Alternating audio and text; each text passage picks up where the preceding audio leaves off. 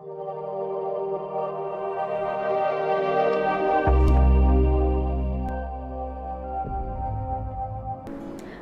പെരുമാളും കർണനും മാമനനും കടന്ന് സമൂഹത്തിലെ ഇൻജസ്റ്റിസുകളെ തൻ്റെ ക്യാൻവാസിലേക്ക് പകർത്തി പ്രേക്ഷകരിലേക്ക് തുറന്നു കാണിച്ച മാരി സെൽവരാജിൻ്റെ യാത്ര 2024 വാഴ എന്ന സിനിമയിൽ എത്തി നിൽക്കുന്നു.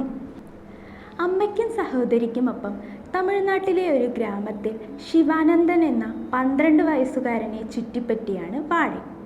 അവരുടെ ജീവിതം വാഴ എന്ന വാഴയുമായി ഇഴചേർന്നിരിക്കുന്നു.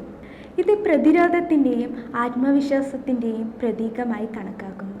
കൗമാരത്തിൽ തന്നെ വിദ്യാഭ്യാസവും കുടുംബത്തിൻ്റെ ബുദ്ധിമുട്ടുകളും സാമൂഹിക അസമത്വങ്ങളും വെല്ലുവിളികളും നേരിടുന്ന ഒരു ബാലൻ. പശുക്കിടാവ് ചത്ത തള്ളപ്പശു മുതൽ മഴക്കാലത്ത് വരുന്ന മില്ലിപ്പീഡ് വരെ അതിമനോഹരമായി ചിത്രം ആവിഷ്കരിക്കുന്നുണ്ട്.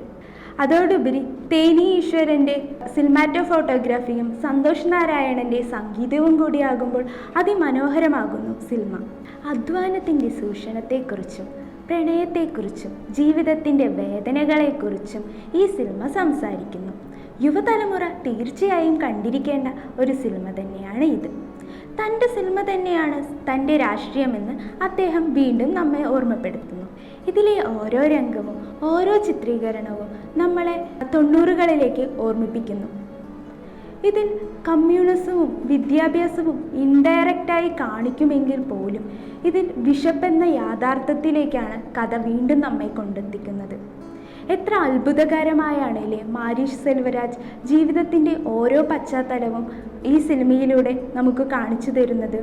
വീണ്ടും പുതിയ സിനിമാ വിശേഷങ്ങളുമായി കാണാം. Signing off my point.